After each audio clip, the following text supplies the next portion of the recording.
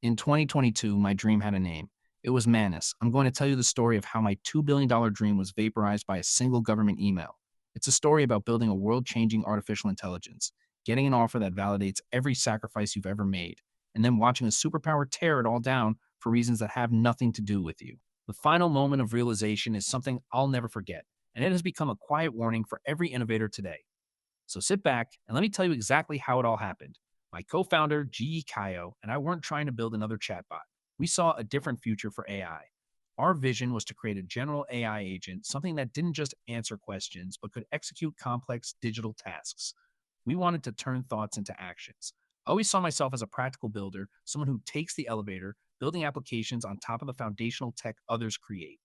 We weren't interested in grand theories. We were obsessed with solving concrete problems. We started our parent company, Butterfly Effect, in a small office in Beijing. The energy was electric. We were a tiny team with a massive vision to build an intelligence that was a true extension of the human mind.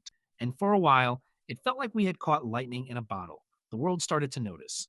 By early 2025, state media was hailing Manus as China's next big AI product. We were flying. Then, in May, the American venture firm Benchmark led a $75 million funding round.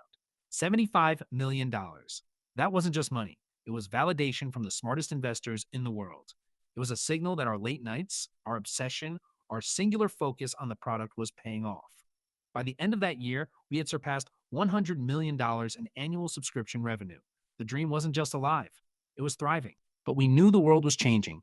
You could feel the tension in the headlines about the U.S. China tech war. To truly succeed, we couldn't just be a Chinese company. I believed entrepreneurs had to be radical in going global to gain experience and participate in global competition. So, we made a difficult strategic decision.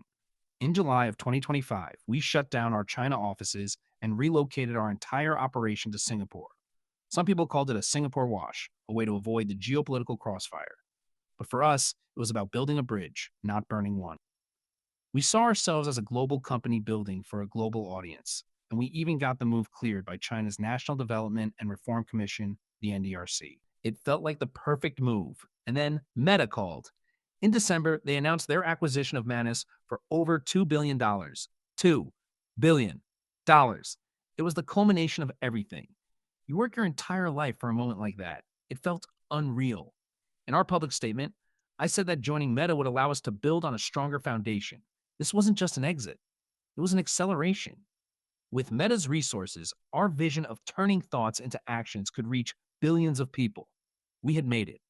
The celebration, however, was short lived. 1 month later, in January of 2026, the first shadow appeared.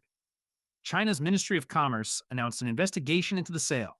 A knot formed in my stomach. We had followed the rules. We were a Singaporean company now. Why would they investigate?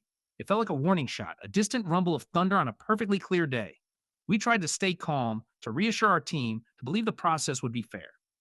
We had done everything by the book, but the ground had started to shift beneath our feet, and that shift was about to become an earthquake. If you're finding this story compelling, quick subscribe helps more people hear it, because what came next is the part that every founder needs to understand. All right, remember I said there was a moment I'll never forget? This is it.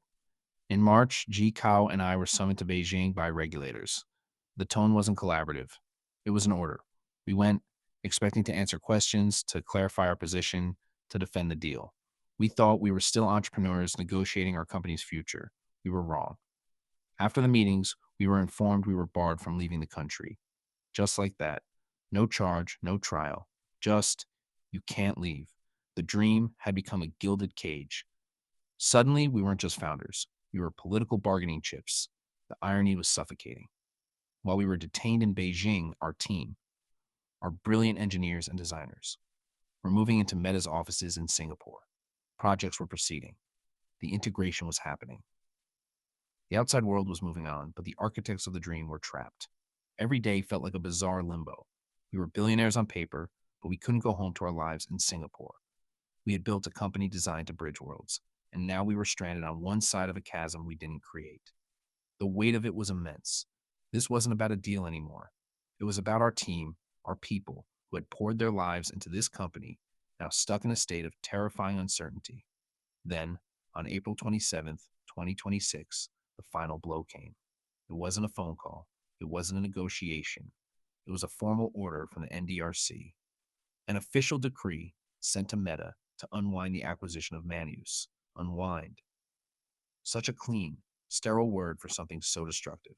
It was over. 2 years of relentless work, a $2 billion validation, the future of our technology. All of it erased by a geopolitical maneuver. Once you see your dream get swallowed whole by something that has nothing to do with your product or your team, you can't unsee it. That one shift, that one political decision, cost us everything. My company wasn't outcompeted. It didn't fail. It was sacrificed. So there it is. The journey from a $2 billion handshake to a government veto. It's a cautionary tale, a story about how individual ambition can collide with the invisible, unmoving walls of global power. We set out to build a global AI, to be that bridge between East and West. To have that bridge dismantled, not by the market, but by a government, feels like a deep betrayal of that ideal. We did everything right, built something truly revolutionary, and still had it all taken away. And that's the part that stays with you. It's the lesson that wasn't in any business book. If this story resonated with you, share it with another founder or innovator out there. They need to hear it. And subscribe, because in this new era, there are more stories like this that need to be told.